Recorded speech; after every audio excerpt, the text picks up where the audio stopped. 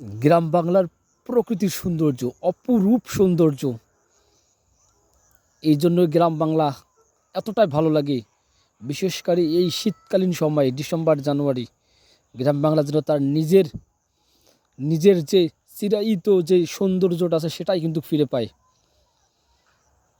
শীতকালে গ্রাম বাংলাকে আলাদাভাবেই চেনা যায়, আলাদাভাবেই সেই গ্রাম বাংলার প্রকৃতিকে আমরা কিন্তু বিশ্লেষণ করতে পারি। এখন যেহেতু আস্তে আস্তে